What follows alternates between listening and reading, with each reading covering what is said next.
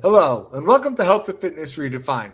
I'm your host, Anthony Amen. Join me today as we take a dive into the world of health and fitness, where we learn how to overcome adversity, to pick back versus fiction, and see health and fitness in a whole new light. Before we hop into today's episode, guys, quick reminder, Redefined Fitness is finally doing online training. That is right. We are finally branching so we can hit all our guests across the entire globe. If you're looking to get started into fitness or take it to the next level, we have a brand new Redefined Fitness training app that we will customize everything based upon your schedule, what equipment's around you, and we'll work directly with you so you can get results. Go check that out.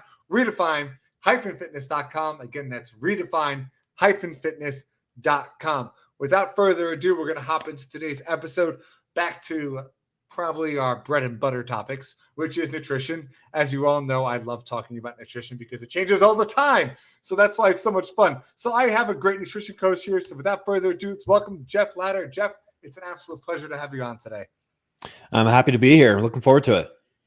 Excited, man, to really talk about nutrition, talk about your life, to really break into things that people may or may not know. So it's always good to learn something, which is why I absolutely love doing these episodes. But before we do that, we need to know who you are and why you got into this field. So how did you get started? Oh man, my origin story is it's a little bit different than I think a lot of other people that are involved in this type of field, because it's not something I ever considered to be a real career.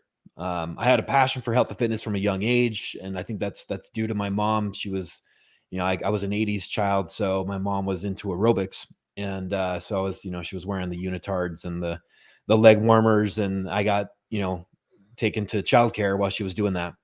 And maybe there was that secondhand exposure that I got that created a little bit of a passion for me wanting to do something like that myself, not aerobics, obviously, but into fitness. And so, yeah, and I was never like a big kid. So maybe it was, that desire to get bigger.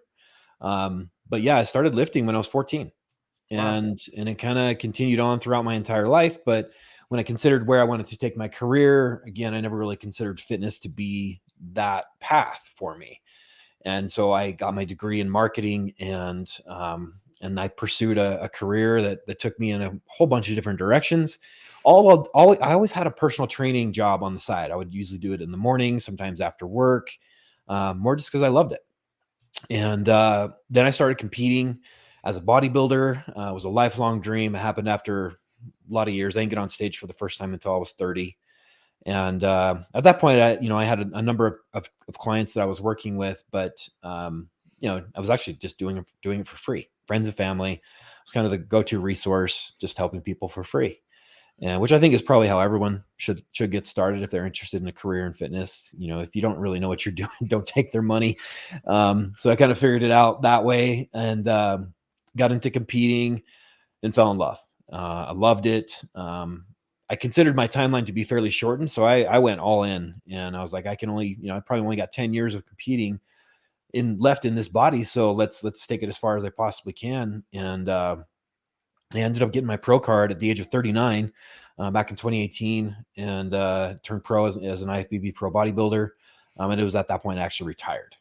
But all along through all that, I created Later Lifestyle, and that's our coaching business. I started it with my wife, and we've worked with almost 7,000 people to date. We worked with a ton of different people. We have a team of 15 coaches and an internal staff. And it's something we're really passionate about. Bodybuilding is not our focus, as much as some people try to relate that to me. We do work with people that do compete, but we focus mostly on sustainability and making this a lifestyle, and not restricting everything in the world. Let's live life and be fit at the same time. That's kind of our mantra. So that's kind of my origin story. There's a lot of nuance and details in between, but that's the big overview. I love it, man. And I kind of want to, I know you said it's not what you currently work with most people now, but that bodybuilding side of it is definitely something we don't talk about often. So I would love to pick your brain on that. Sure. Yeah. Because that is not my mantra. I don't compete. I don't get involved in anything like that. I'm more of the super just work on myself, keep my neck from hurting kind of person. Yeah. Yeah. So I let's like it. let's get into that because it's just so different, right? So every time someone brings up bodybuilding, you always hear, "Oh man, I'm gonna eat ice cubes and chicken rice for the next 6 months." Drink raw egg yolks or something. Yeah. Yeah, the Arnold days, we just have a blender, just raw eggs. So Yeah. when you're getting ready for a show, right? And I know nutrition's your bread and butter, so I'll stick in there. Okay. What does that look like? How far out do you start planning your diet around getting show ready? And what does a typical day look like of what you're eating? Well, the contest prep period of time, it can vary. I think everyone used to consider 12 weeks to be kind of the standard period of time to get ready for a competition, but it depends on the person. With me, in my competitive career, my own personal competitive career, I went through the different phases that you go through. You try to add size in the off season, body composition. You add a little bit of body fat in that process, really trying to put on as much muscle as you can, and then you flip the script and try to cut. And the cutting process, the preparation process, for me is usually about 16 weeks or so, Wow. where it's pretty dang strict. And I'm pretty strict even in the off season, but very, very strict those final 3 to 4 months going into the show. So what does strict mean? I mean, how exactly are like there's people that listen to the show that don't even understand bodybuilding from a hole in a wall. So Yeah. what does that look like? I mean, are you in specific calorie restrictions? If so, like specific protein intake, fat, are you sticking to more unsaturated or saturated? What does it look like?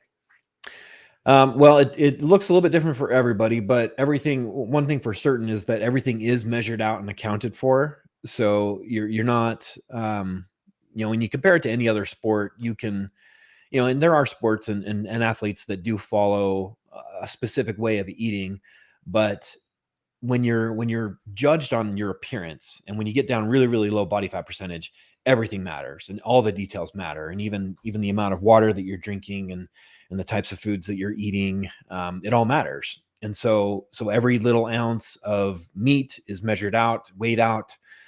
Everything is prepared in advance, and it's there's a complete comprehensive plan, but it adjusts and adapts as you go. So you have an initial plan, and then based on how your body is responding, you make adjustments. And it could be less food, more food, and the macronutrient composition changes quite a bit. Protein's the base, and protein usually actually goes up as you get closer to the competition. That's not every coach's approach, but the idea there typically is that as carbs and fats start to get lower and lower and lower, protein intake goes up. And that's two purposes are being served there. One is to help with satiety. As hunger levels go up, ghrelin is rising, so it's a hormonal response to it, but also you're just not eating that much. And so hunger will be mitigated by protein. Protein's the most satiating macronutrient. So lots of meat. I never did a whole lot of shakes. There were periods of time where I did, but most of the time I was eating, eggs, steak, chicken, fish, shrimp, things like that.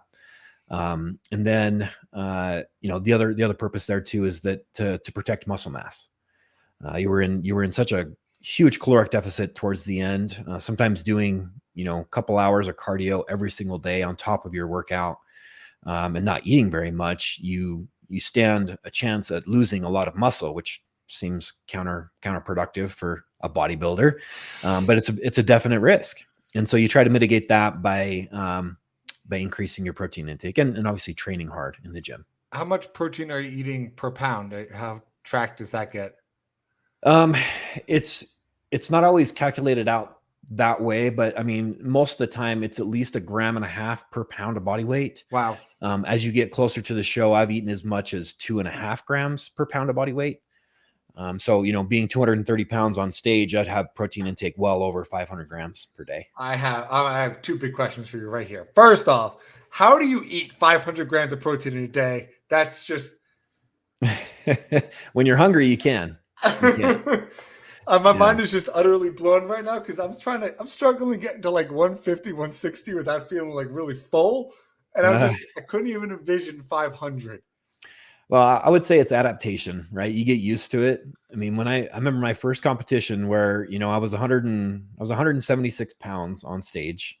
That was where I was for my very first competition. And my calories when I first started out, because I hired a coach for the first time, and he's the one that finally helped me figure it out. And I was eating over 4,000 calories, which felt like puke worthy every single day. It was so much food, and I could not handle it. I mean, I got it in, but sometimes it would take me an hour to eat my meals. But, as I got later into my career, 4,000 calories was the norm. Like I could eat that without breaking a sweat. I mean, it was easy. It's been pushed higher, and I've been tested. I mean, it's been up around 8,000 at times in my off season, and that got really, really, really difficult. Dieting was a lot easier than force feeding, and I always used to look forward to dieting. That's why I love talking to bodybuilders. There's sort of different type of mentality behind it. Oh yeah. I have a question, and I want you to answer it. And it can go outside of the bodybuilding realm for this question. Okay. I did a whole episode. Oh gosh, must have been almost 2 years ago now, on protein and what the ideal amount is to eat and stuff like that. And this is why it relates to what you said at 2.5. A lot of doctors and a lot of scientists, if you go back 10 years, that recommendation was like 0.7 to 0.8 grams per pound for men, and a little less for females. And that soon got up to like 0.91 for men. They always used to say, and you still have people repeat it, it's going to cause permanent kidney damage if you have too much protein. Uh-huh. And it's something that gets drilled in your head over and over and over again. But then you talk to bodybuilders and they're having like 2 to 2.5 grams per pound. Is it known? I mean, just kill it right now that you guys are having kidney issues, your urine is frothy, and you basically throw a stone every week. Well, I've never had any kidney issues. So this is an interesting topic, but it is actually one where there is research behind it. So there is a researcher by the name of Dr. Jose Antonio, and he has tested this and pushed it quite high. In fact, I believe I can't remember how high he went. It seems like he went 4 grams per kilogram. So it was a little over 2 grams per pound of body weight, right? Detected absolutely zero negative impact on kidney filtration. There was really nothing to speak of. And I think he did this for an extended period of time. And there's a number of different studies that he's done related to that topic. I've actually been present during an ISSN conference where he spoke on the matter. And there's Lane Norton that's out there where he did his thesis on protein, and he's tested this and debunked it a number of times as well. But there's a dozen or so studies that have debunked this, or at least tested it to see if it's actually legitimate. Like, is this harmful for the kidneys? And that's the other myth that kind of goes along with this, is that your body can only digest, 30 grams or so at a time, and everything else is just being pooped out and it's just waste. If that were the case, then there wouldn't be 300-pound men, athletes, bodybuilders. Like we all have different needs depending on our size. And, I think my capacity to eat more and my body's demand for more increases as I have gained size. So I'm about 230 pounds now. I've been as heavy as about 285 at 5'9". And so it's a lot of weight. And at that, honestly, at 285, 5'9", whether it's fat or it's muscle, you're still very uncomfortable. It's too heavy, honestly. It was way too much stress on my frame. But yeah, there's, in terms of harm, nothing that's been documented. It's mostly just speculation and opinion. Yeah, I love that answer because it's so true. You see it all the time and time again. I want to talk about what you mentioned with 30 grams. I want to get a little more specific with that. It is thought that your body can only digest a certain amount of protein at any given time, and the rest you're kind of peeing out. I'm going to actually go with, and I want you to give your opinion on this, but I'm going with this truth to it, and there's not truth to it. I'm going to explain what I mean. Okay. You kind of prefaced in the beginning, it's a lot harder for you to eat a lot of food. I believe if you're not used to having that amount of protein, your body doesn't have the enzymes to break it down at any given time, and therefore just puts it at waste. Whereas just like building muscle, if you start training your body to digest more by having more at any given time, you can actually raise that up and you can process food more efficiently. Another way to look at it is I have a theory on caloric intake. And I know this is not becoming like a two-part question, but we'll go with it. I believe dieting is so detrimental. Dieting, I mean, by going on a super calorie deficit to our bodies, because what you're actually doing is lowering your metabolism, and in turn, lowering your metabolism makes it so much harder to build it back up, which is why you're constantly gaining weight. Whereas somebody who, like myself, who's never been on a diet a day in his life, I'm going to go like this. I eat clean. I just don't eat less. Right. I'm eating 4,000, 4,500 calories a day. My body's just so used to it. It's so easy to get that amount of food in that I'm not going to store as much as fat because my metabolism is just constantly working, right, along, of course, with other factors like muscle mass, et cetera, et cetera. But I do believe there's a way to help digest, and it's all related. I want your opinion on both of those. Okay. Well, yeah, you just took it two different directions there. Sorry, I went off two different tangents at the same time. both topics I really like. And I actually talk about that second one quite a bit because it's quite a big issue for a lot of people. But yeah, for the enzymes or whatever to break down protein, I think when somebody does go from like eating like an average American where maybe the protein intake isn't quite where it needs to be, or it's like normal levels, and then you increase it, their ability to digest it is probably not going to be as good as someone that is already used to eating that much protein. And I think the gut microbiome is always in flux, right? It's always changing, and it depends on what we're eating as to what that looks like, right? And obviously, you could develop a lot of bad bacteria, and you can develop a lot of good bacteria, depending on your eating habits and your lifestyle. But I think that you adapt to it pretty quickly. I mean, your body's very, very adaptable. You think about how quickly we adapt to intermittent fasting, and then the reverse. If you're adapted to intermittent fasting, then you go back to it, is always a little rough too, right? Because we're just very adaptable creatures. If we're used to eating first thing in the morning, and all of a sudden you don't, you're going to be starving, right? And if you're not starting to eat until 12, right? And then if you're adapted to that, and you're not used to eating until 12, and then you start eating breakfast, you're gonna have to choke it down. And then you look at, and this is kind of related to your question or your statement about what dieting does to you. I mean, that's an adaptation too that's happening. It's a metabolic adaptation. And that's just it kind of illustrates how adaptable our bodies are, where they adapt to the given situation. And that's what keeps us alive as humans. That's why we're so resilient as humans. We can adapt to all sorts of situations. And it kind of goes back to like caveman days, feast and famine. We store fat for times of famine, and we store that because it's stored energy. And if the skinny person back then was not going to last very long compared to the person that had a bunch of body fat on them. But yeah, I mean, I agree with you. I think that there is some adaptation and some enzymes that start to produce. And I can't speak in great detail about that because I haven't done a ton of research on like enzyme production according to the types of macros that we're eating. But yeah, I think there's definitely something to that because in real life and seeing this play out in the real world, yeah, people get adapted to the types of food that they're eating. And then when you look at metabolic adaptation, so dieting, when you put yourself in a deficit, your body senses the lack of food or the lower intake of food as a threat. Because if your body starts to lose weight, which it does because it's obviously not getting enough mass or intake to support its current mass, it views that as a threat. And because of that, it tries to become more efficient. And that efficiency comes with a lot of detriments. It comes as a lowering of thyroid output. Reproductive hormones start to downregulate.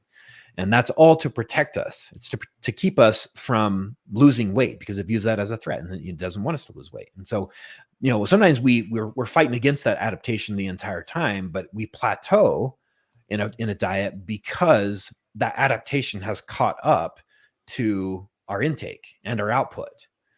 right? So if we look at the energy balance, like if we're normally eating 4,000 calories a day, so you're eating 4,000 calories a day, all of a sudden you start eating 3,000 calories a day, and you're losing like a couple pounds a week. And that'll keep up for a little while until it doesn't, until you stop losing weight. But you didn't change your behavior. You didn't change what you were eating, what you were doing. You didn't change anything. You just stopped losing weight. Why? Because thyroid output went down. Because the reproductive hormone output went down. And that, because of that, you're not going to lose weight. You've adapted to that caloric intake. So, yeah, I mean, I think dieting can be very detrimental. That's why I believe you need to periodize your approach with nutrition in order to prevent such severe adaptation, which no diet in at least that I'm aware of in terms of mainstream diets accounts for. None of them do. None of them. And that's kind of, I guess, where we're both very similar in that we're trying to push it out there that, hey, wake up, world. Yeah. This doesn't work. And I want to tie this back, right? So this is where I went on this whole long tangent about everything we spoke about. We're going to tie it right back to bodybuilding, right? So if I'm going on a calorie deficit, I am coming up to showtime, no one's going to notice muscle mass loss as much as a bodybuilder. Truth. No. Yeah, it's very true. Mm-hmm. So do you see a decrease, or do you in general even cut your calories pre-show, as far as like, do you see yourself like losing muscle mass going into it? Or is it just kind of you eat the same amount of calories so you don't? I'm wording this wrong, but you know I'm going with it. Yeah, I mean, when you're getting ready for a competition, the goal at that point is to preserve muscle mass and lose body fat, right? You do everything in your power to preserve muscle mass. Like you work so hard to get it, you really can lose it quite easily if you're not careful. And so, yeah, I think, when you look at the way that most people approach bodybuilding, or even just, it really is just like a diet, right? Because when somebody's going through that phase of getting ready for a competition, the main focus is to get lean, rid your body of excess body fat so that you can show all the detail. But you do want to make sure that you don't burn off muscle in the process, which is, again, very difficult to do. But it can't be done. On a calorie deficit to do that. Yeah, I mean, you have to make sure that again, that's where protein comes into play, because that makes up the building blocks of muscle tissue, and so you need to make sure that you get enough protein to support your muscle mass, and sometimes a little bit in excess. But doing that alone won't preserve muscle mass. You need to make sure that you're weight training throughout that period of time too. Otherwise, it'll be redirected towards other resources. But as long as you're weight training and consuming enough protein, you're doing your best not to lose some muscle mass, but more than likely you will. Interesting. And I attribute that to a couple of things. One, that calorie deficit, your body's like saying, oh my God, there's not enough food. I can't support that amount of muscle, which is raising your metabolic rate. So start cutting off muscle. That's one way I kind of perceive it happening. The second side of it, cardiovascular activities is really good for quick cut, but the downside of doing cardio is you actually end up burning muscle as energy, so you end up losing it that way as well. So I don't know if you guys do any cardio itself pre-show. Like I said, I'm not a bodybuilder. I don't. We do more cardio than I think most people realize. In fact, I mean, I've worked with a lot of different endurance athletes getting ready for marathons and triathlons and stuff like that, and the mileage that a bodybuilder would put in each week is like triple of like a marathoner. Like, I mean, there were times I remember my first competition, I would do the step mill, and it's calculating mileage on this, the step mill machine, but I was doing about 13, 14 miles a day. Wow. And which is excessive, right? I mean, I'd get off that thing and I had sweated off, I don't know how many pounds of water, which isn't the point. It just happens, obviously because you're working so hard. But my head would be ringing and I'd have to sit down for about 10 minutes before I could get up and walk again. That's towards the deep part of prep when your body fat levels are pretty low, and just when your body fat levels get really, really low anyway, you're not at your best from a cognitive standpoint. not to say that you're dumb, but you're just, your brain relies upon glucose. And if you're not getting a ton of glucose to the brain, you're not going to have full brain power. So it's just your unlimited resources, and your body has to do the best it can to redistribute those to keep you operational. But tons of cardio. This is great that you're bringing this up, right? So I want you to kind of repeat what you just said, which is talking about if you're not getting enough glucose to your brain, you just kind of get that cognitive decline. Yep. And I want you to now tie that statement into how you feel about having a low carb / no carb diet. And is there a correlation? Well, I mean, your body can make glucose, right? And it can derive glucose from alternative sources other than like just carbs, right? And then obviously you got the backup system of producing ketones to keep you alive too.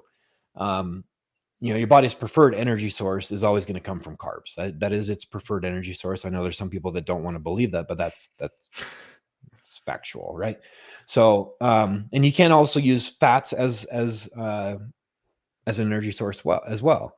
You can't live without fats. You can't live without protein. You can live without carbs. In an ideal world, you wouldn't, but you can survive without carbs. There's not chemical processes that are dependent on carbohydrates. But low carb, I don't think there's anything special about it necessarily. I think that everyone views that, and obviously carbs are, the demon of the moment, and have been for a while. If it was before that, it was fats. It'll probably be protein, I'm next. waiting for the protein one next. Yeah.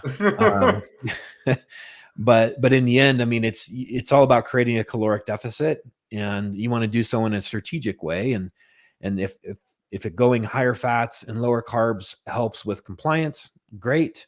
If it hurts compliance, that's probably not the route for you. My opinion on it is that if you can't see yourself eating that way for the long term, then you probably shouldn't start.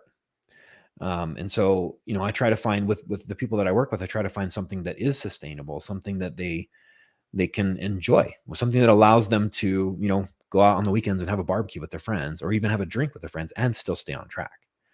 And that's something that I really didn't believe in early in my career, because I was so hardcore into bodybuilding, and everything is, chicken and rice and, egg whites and tilapia. The funniest is ice cubes. Yeah. Yeah. But it doesn't have to be that way. It really doesn't. I totally get it. And I want to dive more into how you kind of treat the sustainability, but we are way past going into break. So we're going to cop into a quick word from our sponsor, and we will be right back. Perfect. So hold on. For us, we know what it's like to feel unhealthy, depressed, and downright defeated. We want to show others there is a right way, and through fitness, you could do anything you set your mind to. Fitness can give you that motivation, confidence, energy you need to bridge that mental gap and prevent you from missing important life events. We understand it's about feeling better, living longer, and being good examples for our kids. We understand this because we live it. And for us, that's the redefined difference.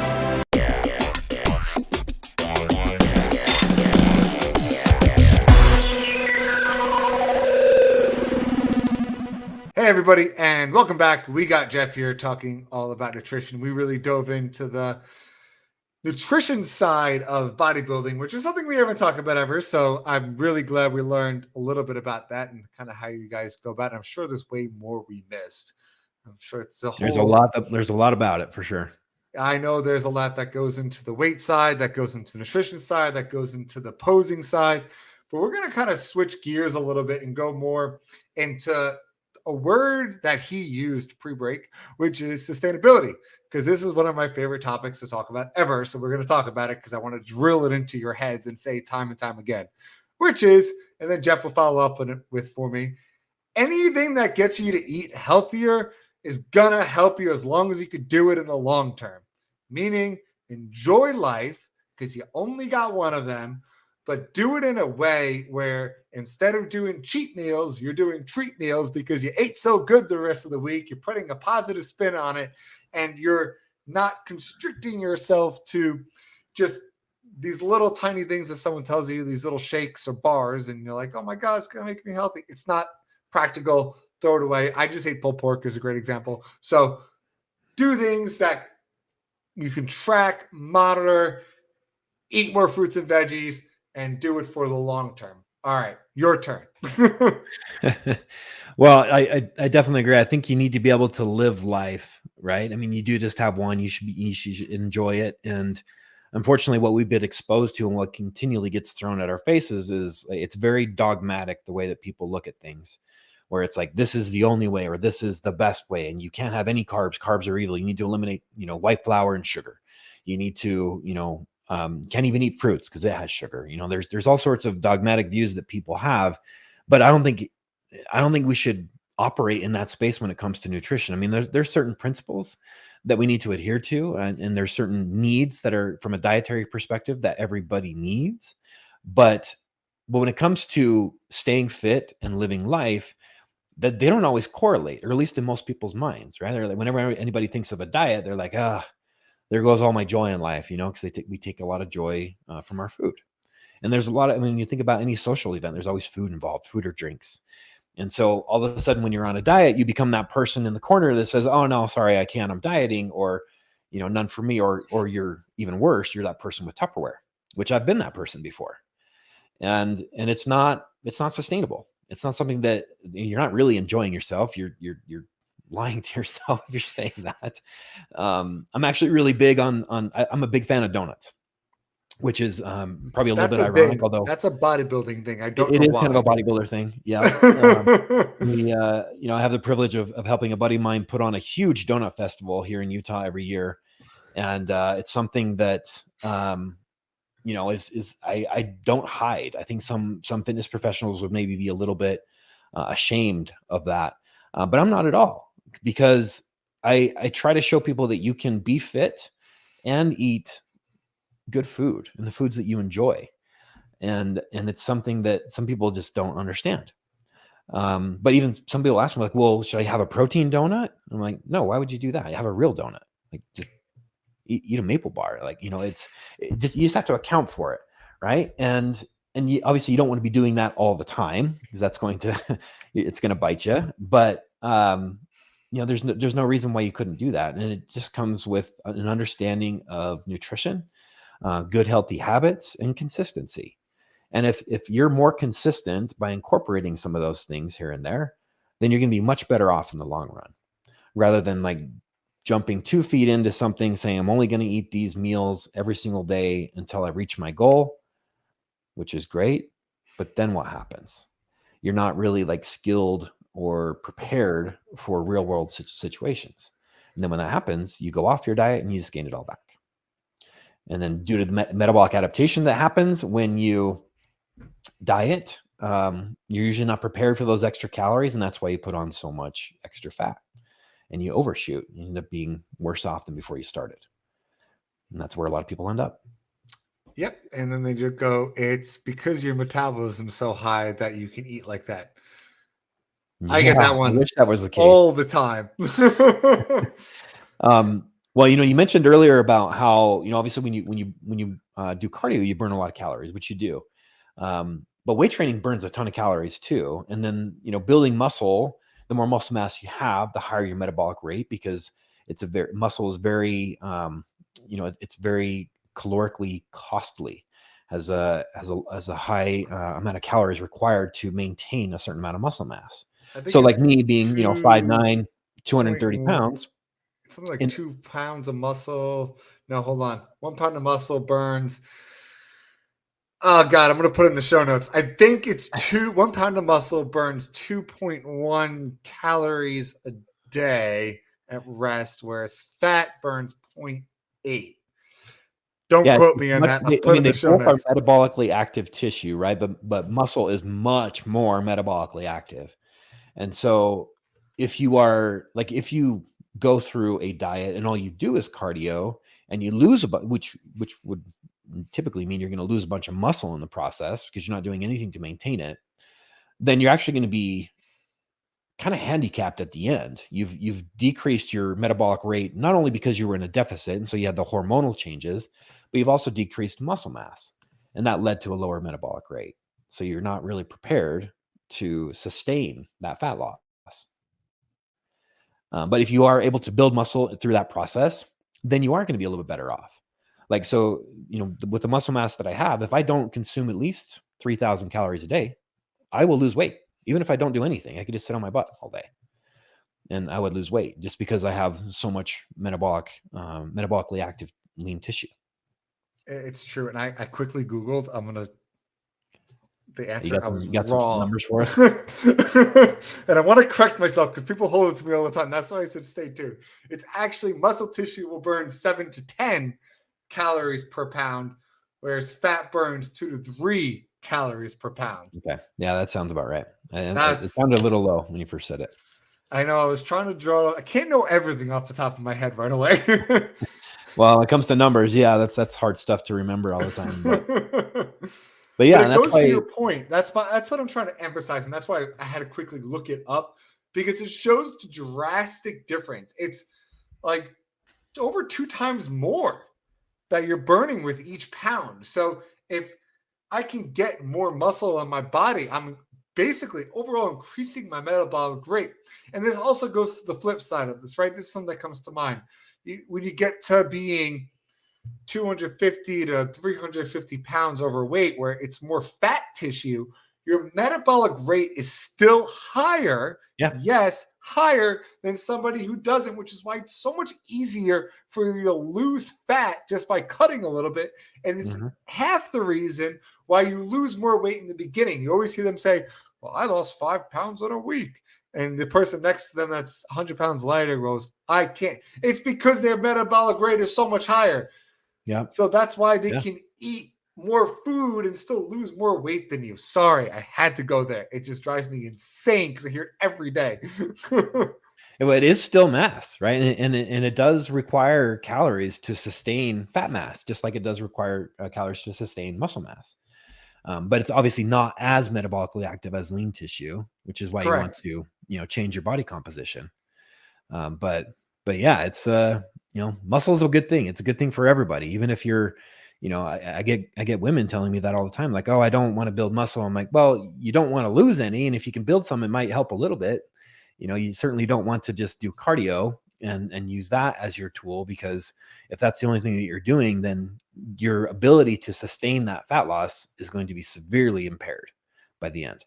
I mean, that's kind of my point, right? So that's exactly what you said. Women, and it's generally more women than men, because they get afraid of doing the weights. They go into their cardio, and then they go away on vacation, and they come back. Oh, I gained 4 pounds, and my husband, he didn't gain a single pound from vacation. Well, your husband, first of all, men genetically have more muscle on the top of that. Your husband's hitting the weights and building more muscle, keeping his metabolic rate higher.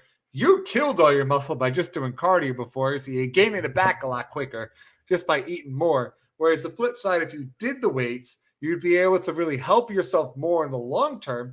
And then you hear, which I'm sure you get, and I want you to talk about it as well, is I don't want to look like insert person here in a muscle magazine. Yeah. It's like, you don't understand. If that female, in order for you to look like that, 1, it would take about 7 years of intense weightlifting. 2, they're probably on something if they're like on a super scale, like big.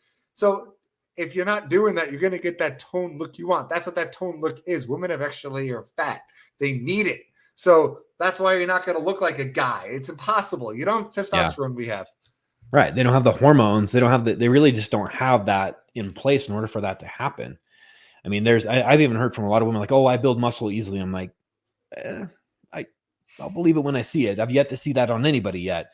And if that's the case, I'm really jealous because I have the hormones that you don't, and I can't build it very easily. I had to fight for every ounce that I got. But it's, people that have that concern, I'm like, it's not like you're going to wake up tomorrow and be like, oh crap, I built way too much muscle. I went too far. It doesn't sneak up on you like that. It's something that takes a ton of focus, a ton of time. And then usually you need some help, especially to look like you have a significant amount of muscle mass. Now, there are some girls that are extremely hard workers and they can put on a significant amount of muscle naturally, but you're never going to end up looking like a man unless you really, really wanted to. And even there's plenty of women out there that would love to and still can't. It's just genetically impossible. Yeah. Naturally. Let me put a big emphasis on that. Yeah. And It on really the is. flip side, and I don't know how familiar you are with this topic, right? So men, especially the more sedentary men, can actually have higher levels of estrogen in their blood, which hence man boobs is what you come for this, which can relate to one, just being sedentary and not having a testosterone output, and two, having estrogen high foods such as soy products. And then your sex drive just kind of goes in the toilet. So I want you to refer to this, how you can help these guys out, like really understand the benefits of hitting the weights and trying to boost their test count naturally just by hitting the weights and eating healthier. Yeah, well, one thing that we ask people to do when we start coaching somebody is if they don't have current blood work, to get some. And we have a a relationship with a few different doctors that can do that. The one problem with that is that if they had uh, unhealthy habits in place, they weren't really living a healthy lifestyle to begin with, then you're going to get some false lows. I mean, they're going to be true in that they're going to be lower, but if you gave it a little bit more time, if you made some lifestyle changes, started working out, all of those things would improve.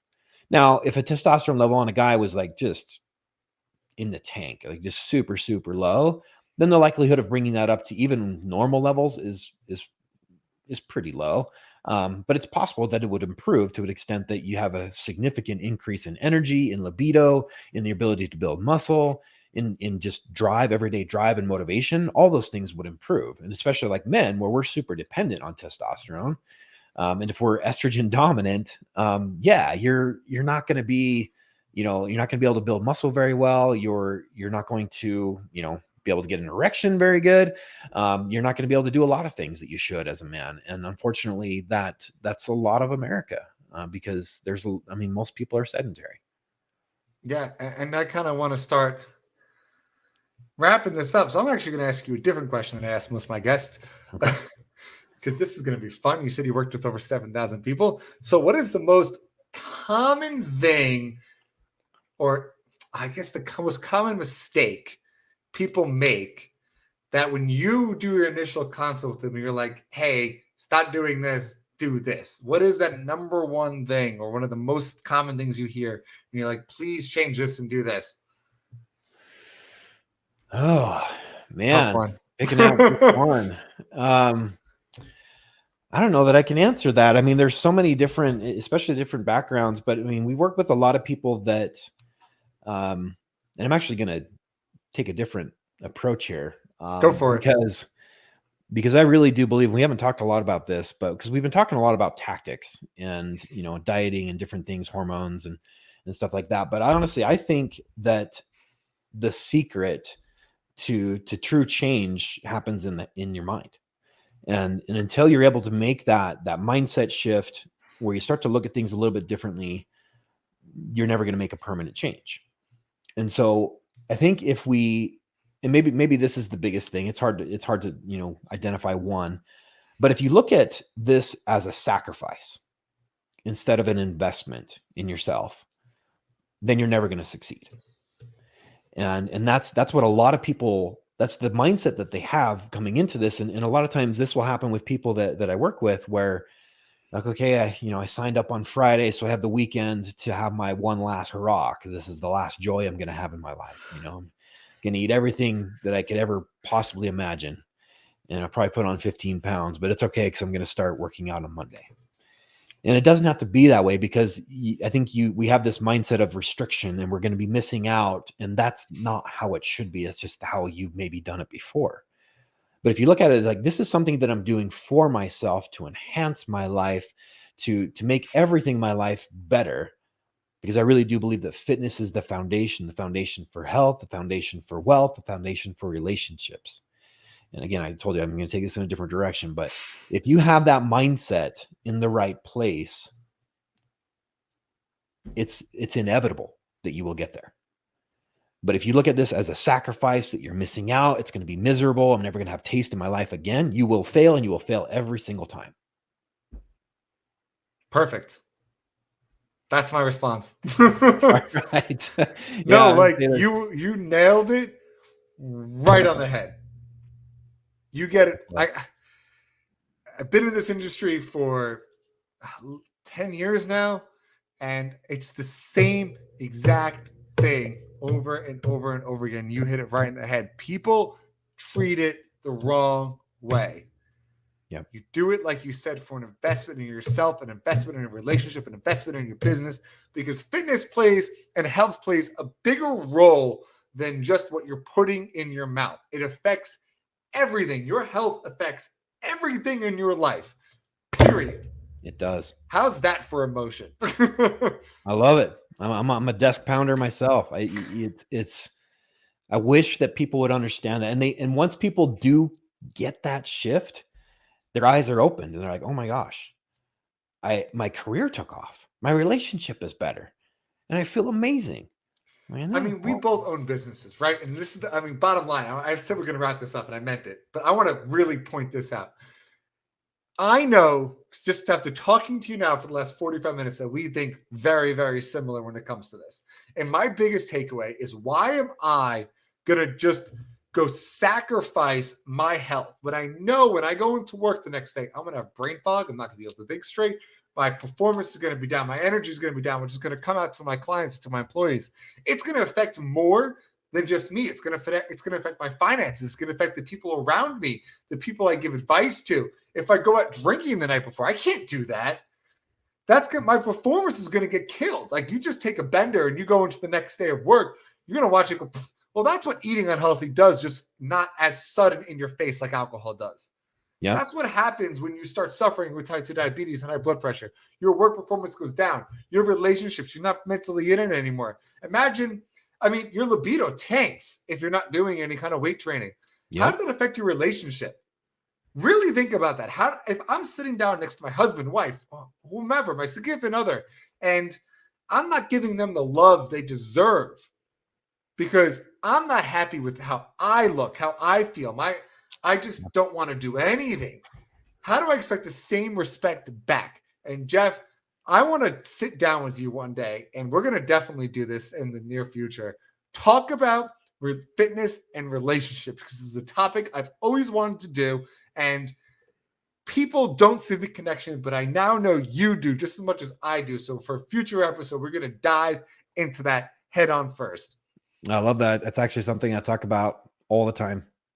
And yeah, people don't realize that. And it's what you said too. It's more like, I think people, when they hear that, they're like, oh, it's because, you're just all about the physical looks. I'm like, no, mostly it affects you personally and how you feel about yourself, right? Because if you don't feel confident in it, or even if maybe not even capable, right? Because your libido is so low, right? There's all sorts of different things that involve, but it's usually you, not how your partner views you. It's how you view yourself.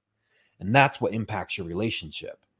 And there's so many different facets to that we could talk about. So I don't want to open up too much a can of worms.